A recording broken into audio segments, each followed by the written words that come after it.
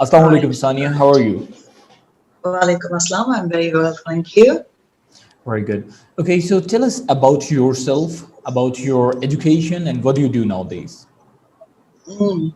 Well, my education, my earlier degree was in stats and in economics, which was undergrad, and All then right. I had a gap year, a few gap years, and then I took on ESOL, which is teaching English to speakers of other languages, Yes. masters in that.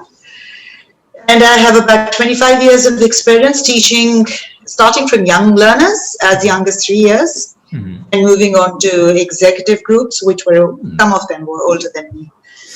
Of course. So I've got a vast range of students from all different walks of life. Hmm. And lately, a couple of years ago, I did a master's, which is equivalent to an MPhil in applied linguistics, All right. English language teaching. Hmm. That's good. Right And now, I'm working at the British Council as an English language examiner, an IELTS examiner.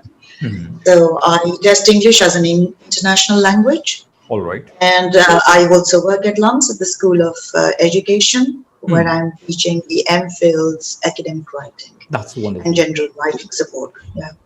So, I mean, when you took the gap in your education, initially you were an economic student, and then you shifted yourself toward the English. Why did that happen? Okay, that's a very interesting story. After my undergrad, I got married and Okay. I had children, so I didn't think of having a career. Hmm. Midlife, I started teaching at my daughter's school. Hmm. And the main thing that got me into that without any formal training was the fact that I could speak well. Hmm. That's good. You So this speaking. was the criterion for me to be chosen as a teacher for young learners because my language skills were good. And well, as a teacher trainer now, I do work with training teachers as well. I think that was one of the weakest reasons for me to be in this career. Hmm. But if we look around, mostly women, this is the way they're inducted into teaching. That's great. Okay, so you So that's an got interesting your, story. yeah, it is Yeah. indeed. So I started teaching at the young learners level, Hmm. years, and then I thought of making it because I was always good with English and I have a special penchant for this language. So Great. I thought I might as well take it a step further and get a professional degree. And that's when I decided to do my TESOL. That's great. Okay, so you explored yourself that this is your intuition that you want to become a teacher. Well, when you came into this profession, I mean, how did you decide that you have to do the TESOL degree before you jump into this? And what were you teaching initially? Was it the academic English, the course books, or was it about the communication? At that time, I was more like teaching young learners, teaching them how to write. So in a way, yes, communication Okay. does fall in that category, communication. But they were young learners. So I was actually teaching them how to write, which is as simple as holding the pencil. And All right. basically what we call in Pakistan the Montessori level. Yes, yes, yes. I got So it was just like general A, B, C, D.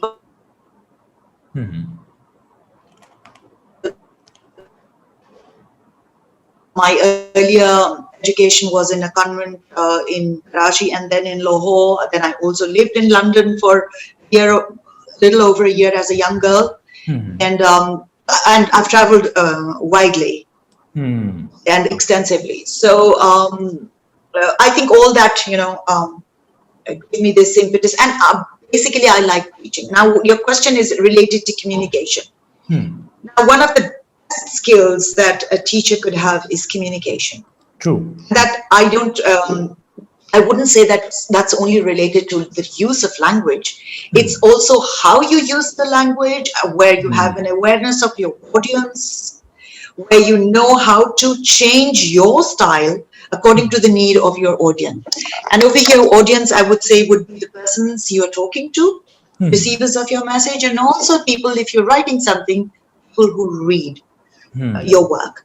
So that is very important. It's not about the proficiency of the language, it's also the appropriateness, what to say, when to say, and how to say How to it say that. according to the level of your the audience. That's what makes a good communicator. So when I was teaching early years, I have this special, I would say, knack of changing my voice and making my expressions different for young learners where I could get their attention. I used to make funny noises, and I used to do puppet shows and all for young learners, and tone down my language, bring it down a notch, ease it for young So learners, you were and playing with the maybe music what box. you would call baby Your talk. voice box. Yeah. Yeah, baby talk. So I had that edge, and I was very aware of that edge, and I thought I might put it to good use. That's good. So that's what I'm an out and out teacher, because a teacher is little forthright, loves to communicate, loves to be the center of attention, unfortunately, knows a way of making, a connection with their audience. I had all that in me, and I was lucky enough to recognize this line Okay. earlier And on in how my did you career. shift yourself from those young learners to the corporate sector? How did you shift Yeah, yourself? that was interesting. That was very interesting. I had wonderful mentors who guided me, my teachers, my professors. In fact, I got into university teaching because of one of my professors. He was leaving, and he wanted me to fill in for him right after in fact, right in the middle of my TESOL degree. And I told him that I've only ever taught young children, and for me to teach students BBA and MBA, some of them not older, but he's definitely taller than me, so, and young adults. So he said, "I know, I have faith in you. I know you can do it." So you have this uncanny ability of changing your style according to your audience. We've observed you in 1 year, and you'll do it. So I went for a demonstration, and I did a pretty good job. That's So wonderful. that transition wasn't that difficult, Yeah, of course, because I that have was to admit. something that caught your fancy. You wanted to do that. You were just the audience was different. That was the only difference. But The audience was tool different. was same. The language was same, and of course, your teaching methodologies were same. But yeah, there would be a bit of the changes. Now, tell me one thing. When it comes to learning English, to be specific, when we are talking about the young learners, when we are talking about the adults, so they say our national language is Urdu. So why do we have to learn English? What's your answer for that? That's a very good question, and I've answered that a zillion times in life. And As an English teacher, of at the course, end of that's the a good answer. day, I've given up. Now, the thing is that it is an international language, English. It is the lingua franca of the world, where everyone has one common language to communicate with each other. Secondly, I don't know, I may not sound politically correct, but the thing is that most of the research and most of the scientific language, everything is in English. If we are to come at par with the world around us and compete, we need to have the basic knowledge of English, more Agree. than the basic, more than the basic. Right? In our own language, we haven't developed much. We haven't worked with literature. We haven't, for example, as a linguist, I teach phonology of English and the phonetics, the All right. tweet sounds. I've got a distinction in that, and I'm an expert at teaching that. Pronunciation of the different sounds of English. The thing is, I wanted, and I can read those dictionaries and everything, the IPA symbols. Unfortunately, there's nothing like that in Urdu. We've got a lower, which is the dictionary, but it does not have, there are no pronunciation sounds or the vowel sounds the way they are pronounced correctly. There's no documentation of that in Urdu, not that I have been able to find. All right. Or That I have been able to maybe find. nobody Maybe wants. it's there. I've asked a lot of people. I've asked a lot of stalwarts and experts. So I haven't come across that. The way English has developed. So I feel that Urdu could have been worked with, it could have been developed, and the 2 or 3 times that it was, the medium of instruction was Urdu, those translations and everything were probably not up to the par, to the mark. They would not, up to the mark and par with international world. So writing words like scientific terminology, transcribing it in Urdu was even more difficult. And I've seen textbooks from that time where these words were transcribed in English within an Urdu text. Yeah, so the code switching was there, and the code was switched for writing as well. Now that's not very easy to follow. Either you come up with terminology that is the equivalent of scientific terms in your own language, and if they don't exist, then you need to do a lot of work to make that a part of the language. And then we have to be aware of the scripts of the two languages, Urdu and English. Yeah, The the structures Perso-Arabic are script totally is a little more difficult to transcribe. The Choti hmm, shakal, the Badi shakal, I find it very difficult to transcribe in Urdu. I am Pakistani, born and brought up here, but I find it very difficult to write Urdu. Can't even write my own name. I mean, like it's like a demented person is writing it, or probably a little child. So it's just because we're out of practice. yes, true. So English is an international language. It is the medium of communication around the world. It is one of the one of the most widely used languages, and it's where English is a second language, the Pakistani English, I would like to call it, and which is acceptable all over the world. It's Yeah. really acceptable. We've all traveled abroad. We've all studied there. We have no problems with communication. Our accents are certain pronunciation patterns are different, but easily understood. Yeah, true. All right. So now tell me, English this is is a need this is because if you need to, yeah, sorry. yeah. I was saying this is very extensive, and I believe it covers everything. That because English is a very extensive language.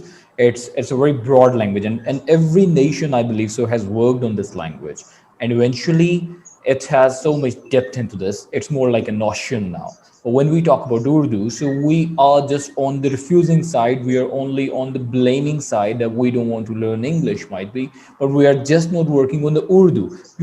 Like there should be the people who are exploring Urdu, so that every single thing that we have in English, the way people study English, people could have started studying Urdu as well. So it's just that, and I agree with you that if your exposure is at the international level, so of course you have to work on your English language skill. Now, just as you were talking earlier, that the communication has nothing to do with one specific language. It can come with every different language. For example, even if you're speaking Urdu, your communicational rules apply over there. If you speak Arabic or English or any language, your communication skills are different. Now Even tell sign me. language. Even Yeah, sign language is communication. exactly true. Non-verbal communication, your gestures, your facial expression, your tone of Yeah. voice, all this is communication. Yeah. All those non-verbal communicational parts. Okay, moving on. Now tell me, what is or how did you find that people can get benefit by learning English and by having communication skills in themselves and their personality, and how they grow in their organization, in their career? I mean, if you have seen anywhere any example, or how would you explain it that if you learn the communication skills, you will accelerate in your career? How would you define that? Simply to put it bluntly, Farhan, all the corporate sector, English is a language of prestige. It's considered a language of prestige in Pakistan. True. It is probably the repercussions of the post-colonial rule. It has, and the Sham Hadar also calls it as something as a passport to privilege. Read his paper in 2018-19, Good. calls it a passport for privilege. So, whereas many people could argue that, the fact remains that when we look around us, if I were to talk about anecdotal evidence, English has certain prestige value. So, anyone who can speak well is considered to be educated, is considered to be elite, is considered to be from a higher class of society.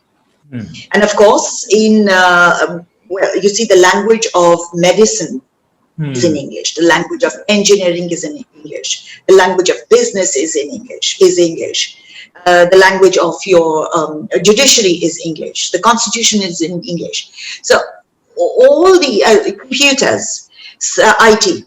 So now where English is so dominant as a world language, it's not possible for us to escape it. And yes, if the young people today, the professionals, are to be hired by multinational corporations, which they aspire for, all that is in English. A multinational organization is going to use as a medium of communication English as a lingua franca, even if you come from different backgrounds. A multicultural situation where people are from all over the world in this day of globalization. True. So you have people from many different countries and many different cultures. And what's one thing that gets them together? That's the English language. That's the lingua franca, the common language that they use to communicate. Good. English has that value. All right, Sonia, It is tell me one important. thing. Tell me one thing. I mean, just as if just as you were mentioning that you also work in LUMS. So over there, I have listened to that when you enroll yourself for your different degree programs, they also offer you some communication and language courses, which are, I believe, one or two. Same as is the case with the BNU, with the top-notch universities we have, they work on the communication, and we can see the way they do the discussion, the way they participate in the conversation. The people from other universities, they are unable to do that. What's your suggestion? Why don't every university take the in charge and they take it like we have to make our students communicationally, I mean, from the communicational aspect, the perfect one, that they can communicate with the other student, they can be good in discussion, because they are more about the bookish knowledge. They are taking more towards the book, towards the course, towards the score, the marks they are getting, and not about what exactly how they would present themselves, the presentation skill, the communication skills, or to be specific about the English. So what's your suggestion for those universities and how they can take the step? Because you're also the part of British Council, so it means you are more close to the solution. That is why I'm asking you this question. Yeah. As a teacher trainer as well. Farhan, you talk about universities. I would go further down and Schools. start this this is what I'm aspiring for. Start this at the school level. Now, when English is taught in schools, it's not taught across the four skills of language, which are reading, which Writing. are firstly listening, speaking, reading, and writing. So mostly the focus is on writing, and which is technically not writing because it's given form, it's not generative, it's not productive, it's something Yeah, that they it's not just creativity. copy, learn, and they just reproduce. So True. it's not something that is, generative and creative. So when you talk about language skills, most importantly, you talk about listening and speaking, whether it's in Urdu, whether it's in English, whether it's in the mother tongue. That aspect is missing at the school level. A few schools where the elite schools where the teachers are proficient in English, those children are privileged to be in the company of teachers who speak proficiently. So they can pick up their accents, they can pick up the language, like grammar school, like HSM College, like Learning Alliance. These are the schools I'm talking about. I've been associated with in Lahore, All right. the Convent of Jesus and Mary.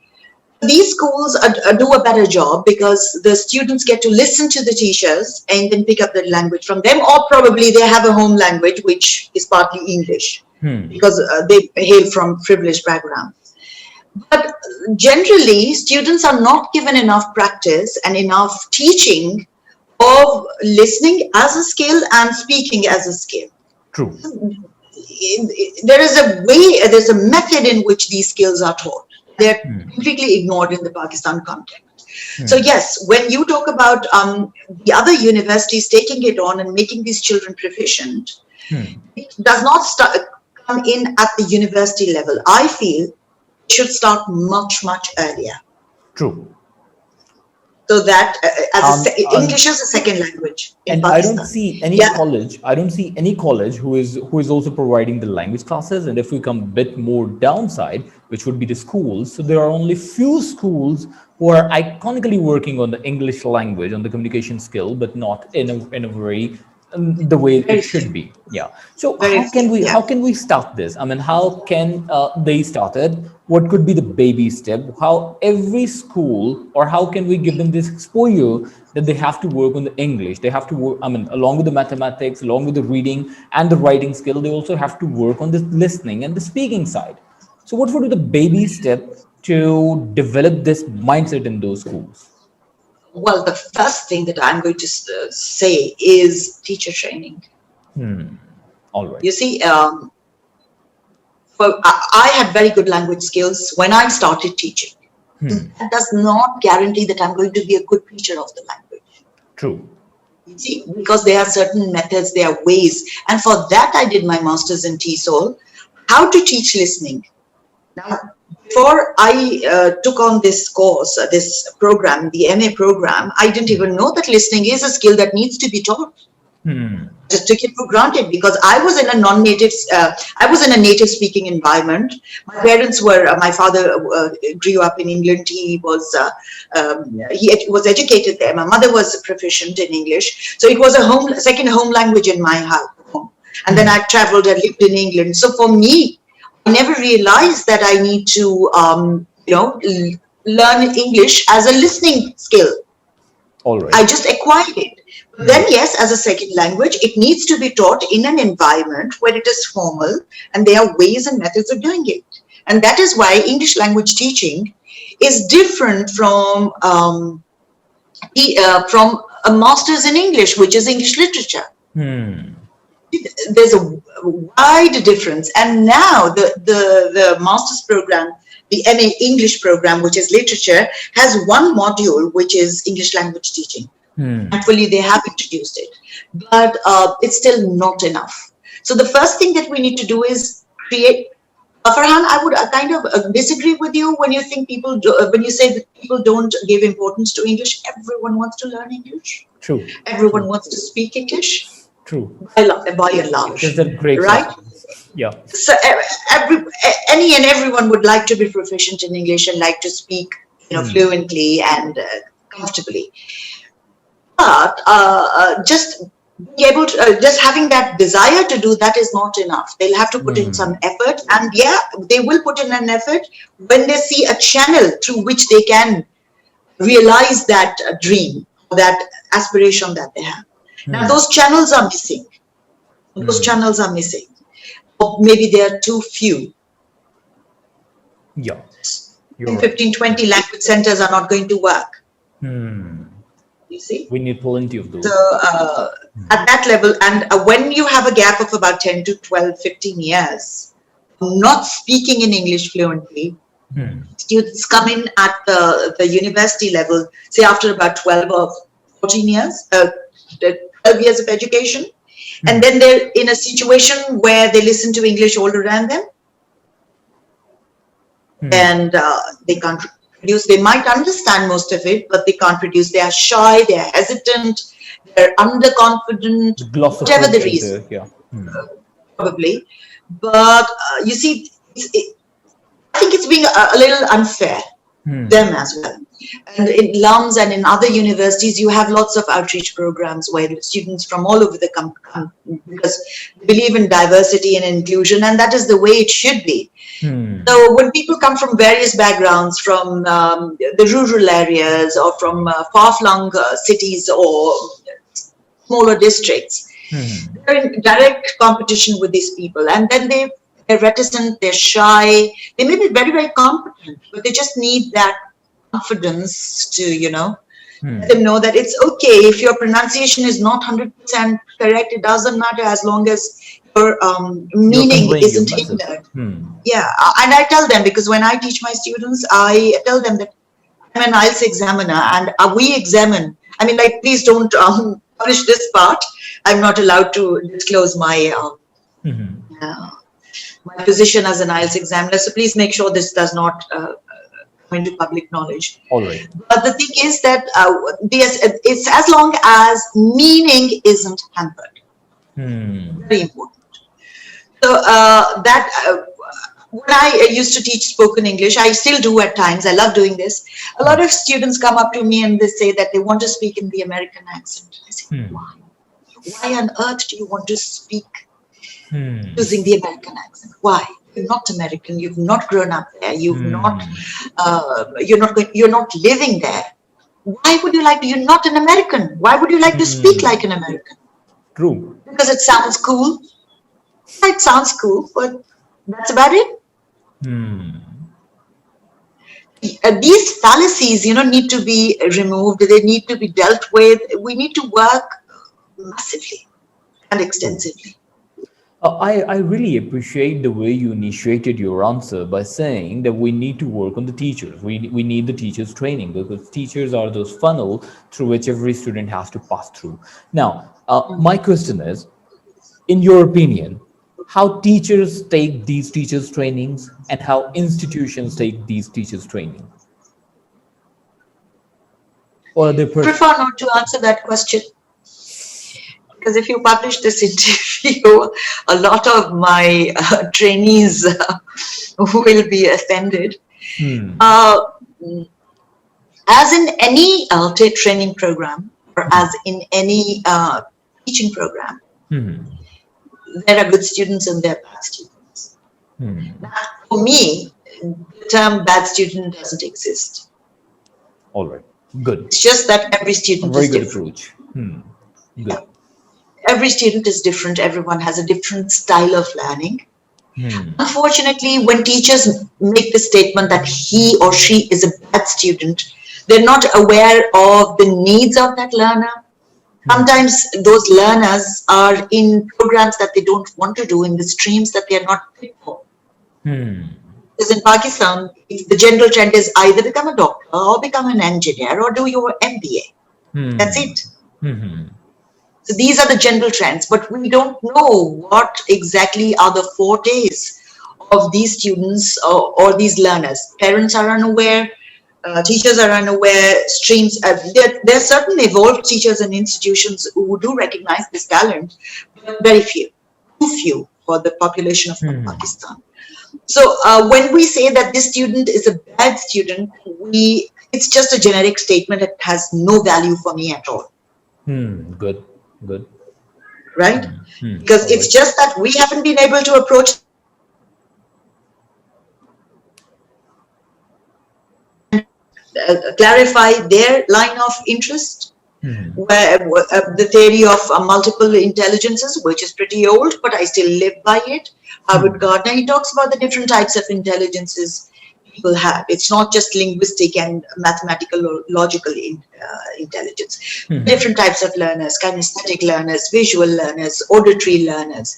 So it's just that all these things are what a teacher should know, what an educationer should be aware of, and then find ways. So when we talk about teachers and students or learners, how do they respond to training or teacher training? It depends on how they are trained. What they see. Some of the teachers are in a profession that they shouldn't be doing.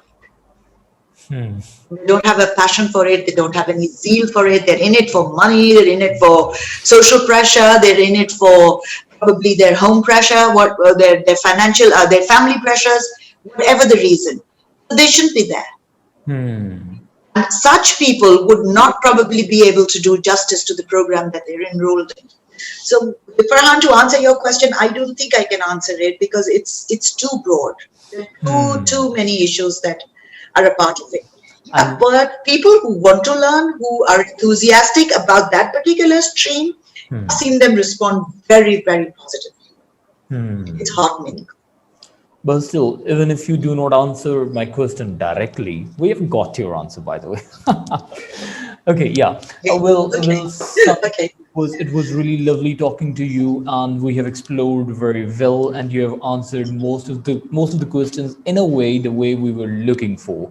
So we really appreciate that thing. Thank you. Yeah, I mean, we this is also true that we need people who have the exposure like you. We need people who have the proper degrees in the field in which they're working, just as you have your master in TESOL. And I got really inspired with that thing because most of the people who are teaching English here, spoken English here, they are not even they have their degrees from any other field.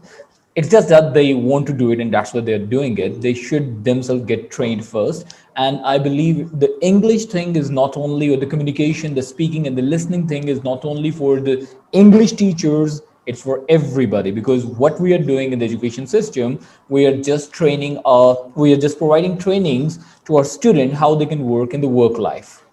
So if they do not know the communication skill, of course, they are not getting trained very well.